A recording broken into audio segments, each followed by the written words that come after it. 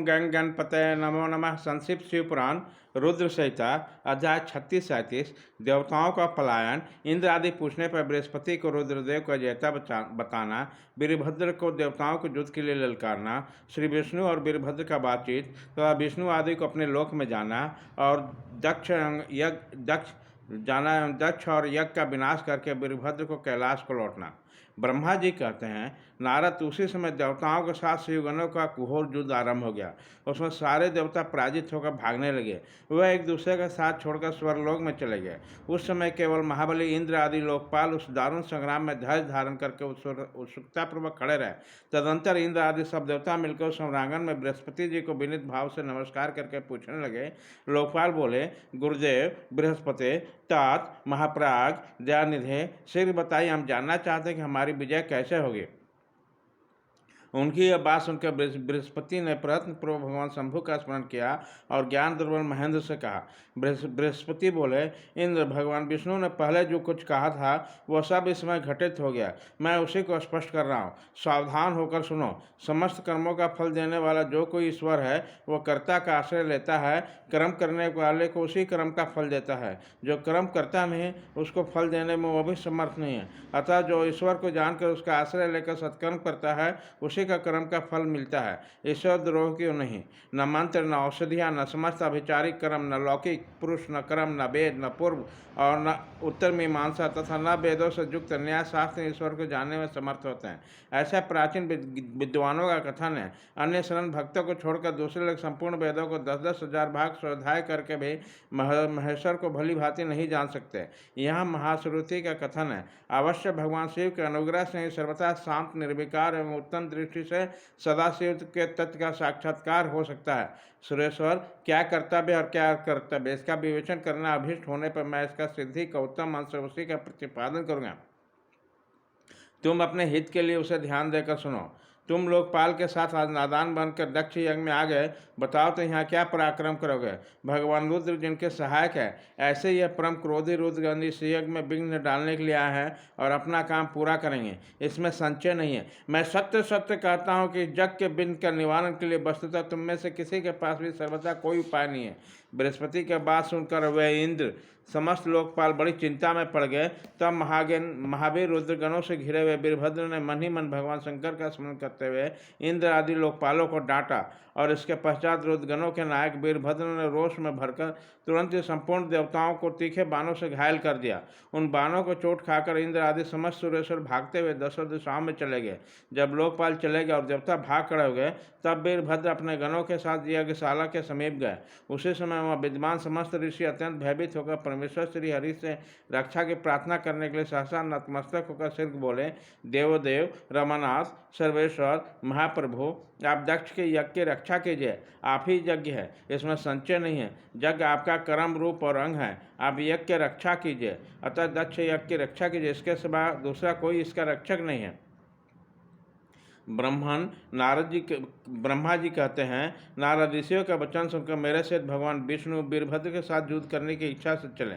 श्रीहरि को युद्ध के लिए उद्यत देखकर शत्रुमर्दन वीरभद्र जो वीर परमत गणों से घिरे हुए थे कड़े शब्द में भगवान विष्णु को डांटने लगे। ब्रह्मा जी कहते हैं, नारद वीरभद्र की बात सुनकर बुद्धिमान देवेश्वर विष्णु वह प्रसन्नतापूर्वक हंसते हुए बोले। श्री विष्णु ने कहा, वीरभद्र, आज तुम्हारे सामने मैं जो कुछ कहता हूँ उसे सुनो।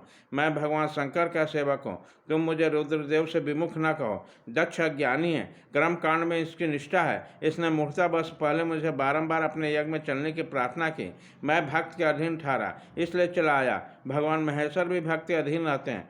तात, दक्ष मेरा भक्त है, इसलिए मुझे ही आना पड़ा। रुद्र के क्रोध से उत्पन्न हुए वीर, तुम रुद्र तेज स्वरूप हैं, उत्तम प्रताप के आश्रय हैं। मेरी प्रतिज्ञा सुनो। मैं तुम्हें आगे बढ़ने से रोकता हूँ और तुम मुझे रोको।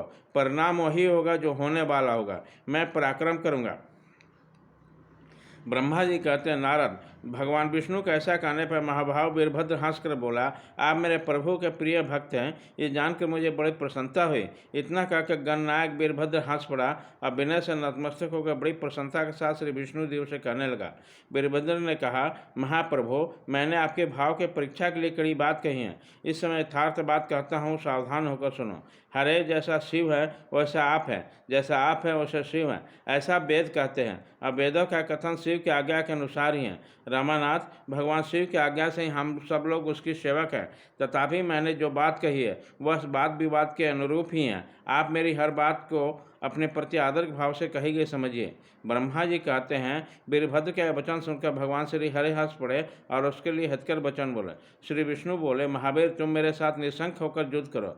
तुम्हारे अस्त्रों से शरीर के भर जाने पर भी मैं आश्रम को जाऊंगा। ब्रह्मा जी कहते हैं, ऐसा कहकर भगवान विष्णु चुप हो गए और युद्ध के लिए कमर कसकर खड़े हो गए। महाबली वीरभद्र भी अपने गणों के साथ युद्ध के लिए तैयार हो गए। नारद तदंतर भगवान विष्णु और वीरभद्र में घोर युद्ध हुआ। अंत में वीरभद्र ने भगवान विष्णु के चक्र को स्तंभित कर दिया। तब सार्क घास के 3 टुकड़े कर दिए। तब मेरे द्वारा एवं सरस्वती के द्वारा बोधित होकर श्री विष्णु ने उस महान गणनायक वीरभद्र को संग तेज से संपन्न जानकर वहां से अंतर्धान होने का विचार किया। दूसरे देवता भी यह जान गए कि सती के प्रति जो अन्याय हुआ उसी का ये भावी परिणाम है। दूसरों के लिए संकट का सामना करना अत्यंत कठिन है। यह जानकर सब देवता अपने सेवकों के साथ स्वतंत्र सर्वेश्वर शिव का स्मरण करते करते अपने अपने लोक को चले गए। मैं भी पुत्र के दुख से पीड़ित होकर सत्यलोक में चला आया और अत्यंत दुख से आतुर होकर सोचने लगा, अब मुझे क्या करना चाहिए। मेरे तथा श्री विष्णु के चले जाने पर मुनियों से समस्त यज्ञ के आधार रहने वाले देवता से कर्णों द्वारा पराजित होकर भाग गए। उस उपद्रव को देखकर उस महामाग का विध्वंस निकट जानकर यज्ञ भी अत्यंत भयभीत होकर मृग का रूप धारण करके वहां से भागा। मृग रूप में आकाश की ओर भागते देखकर वीरभद्र ने उसे पकड़ लिया और उसका मस्तक काट डाला। फिर उन्होंने मुनियों तथा देवताओं के अंग भंग कर दिए, बहुतों को मार डाला। प्रतापी मणिभद्र ने भृगु को उठाकर पटक दिया और छाती को पैर से दबाकर तत्काल उसकी दाढ़ी मुँह नोच ली। चंडन बड़े बेग से पूषा का दांत उखाड़ लिए, क्योंकि पूर्व काल में जिस समय महादेव जी को दक्ष के द्वारा गालियाँ दी जा रही थी उस समय दांत दिखा दिखाकर हंस रहे थे। नंदी ने भग को रोषपूर्वक पृथ्वी पर दे मारा और उसकी दोनों आंखें को निकाल दी, क्योंकि जब दक्ष शिव जी को सांप दे रहे थे उस समय वो आंखों के संकेत से अपना अनुमोदन सूचित कर रहे थे। वहाँ रुद्रगण नायकों ने सौधा स्वाहा और दक्षिणा देवियों की बड़ी विडम्बना दुर्दशा की। वहाँ जो मंत्र तंत्र दूसरे लोग थे उनका भी बहुत तिरस्कार किया। ब्रह्मपुत्र दक्ष भय के मारे अंतर्वेदी के भीतर छिप गए। वीरभद्र उसका पता लगाकर उन्होंने बलपूर्वक पकड़ लाया। फिर उनको दोनों गाल पकड़कर उनके मस्तक पर तलवार से आघात किया, परंतु जोग के प्रभाव से दक्ष का सिर अभेद हो गया था, इसलिए कट नहीं सका। जब वीरभद्र को ज्ञात हुआ कि संपूर्ण अस्त्र से इनका मस्तक भेदन नहीं हो सकता, तब उन्होंने दक्ष के छाती पर पैर रखकर दबाया और दोनों हाथों से गर्दन मोड़कर तोड़ डाली। फिर से द्रोही दुष्ट दक्ष ने उस सिर को गणनायक वीरभद्र ने अग्निकुंड में डाल दिया। तदंतर जैसे सूर्य घोर अंधकार राशि का नाश करके उदाचल पर आरूढ़ होते हैं, उसी प्रकार वीरभद्र दक्ष अपने यज्ञ का विध्वंस करके कृतकार्य करते हैं। तुरंत वहां से उत्तम कैलाश पर्वत को चले गए। वीरभद्र का काम पूरा करके आया देख परमेश्वर शिव मन ही मन बहुत संतुष्ट हुए। उन्होंने वीर परमत गणों का अध्यक्ष बना दिया। अध्याय 36-37 खत्म।